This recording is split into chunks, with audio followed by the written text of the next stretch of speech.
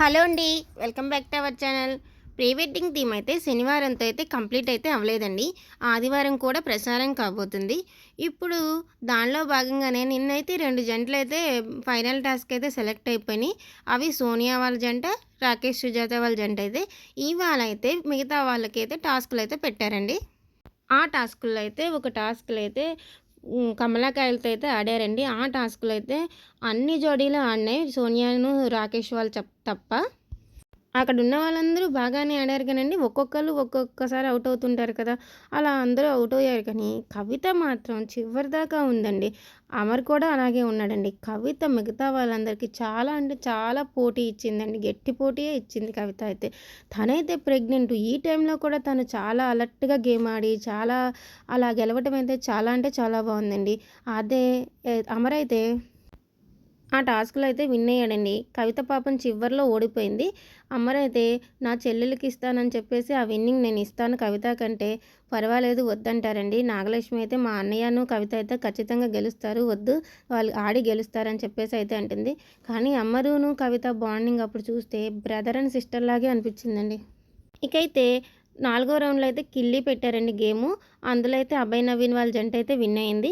ఇలా ఈ 4 జంటలకు కలిపి రింగ్ టాస్క్ అయితే పెట్టారండి. ఆ టాస్క్‌లో అయితే యష్‌ను, సోనియా జంట అయితే గెలిసిందండి. ఈరోజు బెస్ట్ జోడీ రింగ్ కూడా యస్, సోనియా గెలవటం అయితే చాలా అంటే చాలా బావుందండి. అలాగే వాళ్ళైతే ఇలా ఫైనల్‌కి వెళ్తాకి ఒక్క అడుగు దూరంలో ఉండంగా గెలవటం, బెస్ట్ జోడీ రింగ్ రావటం వాళ్ళకి చాలా అంటే చాలా హ్యాపీగా ఫీల్ అయ్యారాళ్ళు. ఆ తర్వాత నామినేషన్స్ ఉంటాయి కదండీ! అవి స్టార్ట్ అయినాయి. కానీ యెస్ వాళ్ళనైతే ఎవ్వరూ నామినేట్ చేయకూడదు. ఎందుకంటే బెస్ట్ జోడీ రింగ్ అయితే వాళ్ళే గెలిచారు కాబట్టి. ఇక మిగతా జంటలు నామినేషన్ టైంలో తేజస్విని వాళ్ళనైతే అడిగారండి. అదే వాళ్ళ దగ్గర గోల్డ్ రోజ్ ఉంది కదా! మీరు వాడతారా? నామినేషన్ స్టార్ట్ అవ్వకముందే చెప్పండి ఏ విషయం అంటే మేము వాడతామని చేసి ఫైనల్‌కెళ్ళిపోయారు వాళ్ళు. ఆ తర్వాతయితే మిగతా జంటలైతే కొన్ని నామినేట్ చేసుకున్నారు. అందులో ప్రేరణకిను, ప్రదీప్ గారికైతే గోల్డ్ రోజ్ ఇచ్చారు.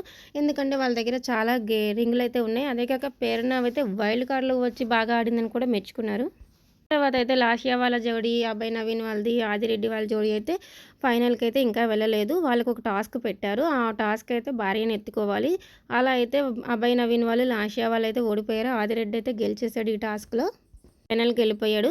ఇంకైతే వాళ్ళు గెలిచిన ఆనందంలో ప్రదీప్ గారు, ఇది మనం ఇలాగా గెలవాలి నేను ముందే చెప్పానని చెప్పేసి అంటూ ఉంటే, అమర్ అయితే పక్కన వాళ్ళు బాధపడుతున్నారు కదా! ఇది ఫైనల్ టాస్క్ కదా!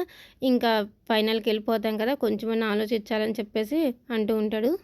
ఇప్పుడైతే ప్రదీప్ గారు ఇది నా ఇష్టం అంటే, అమర్ ఇది నా ఇష్టం నేను ఇలాగే మాట్లాడతానంటే, ఓంకార్ గారైతే కల్పించుకొని, అమర్ నువ్వు ఆదిరెడ్డి గెలవంగానే ఆదిరెడ్డి కంగ్రాట్స్ అని చెప్పావు కదా! మరి నువ్వెందుకు చెప్పావు? మీ టీం దగ్గర ఎందుకు లేవంటే, ఆదిరెడ్డి ఆట నాకు నచ్చిందంటే, ప్రదీప్ గారికి కూడా అంతే అని చెప్పేసి కోప్పడతారు ఓంకార్ గారైతే. అప్పుడైతే అమర్ నాదే తప్పులే అన్నయ్య అని చెప్పేసి సైలెంట్‌గా ఉంటాడు. ఆ తర్వాతయితే ఓంకార్ గారు నా తమ్ముడులాంటోడు అని మరి నేను ప్రదీప్ గారినైతే ఒక్కటి చేసి ఈ కుటుంబం అన్నాక గొడవలు వస్తూ ఉంటాయి, పోతూ ఉంటాయి. మనందరం ఒకటే అని చెప్పేసి ఆనందంగా అయితే ఉండమని చెప్తారు. ఇంకైతే అందరైతే చాలా సంతోషంగా ఉంటారు.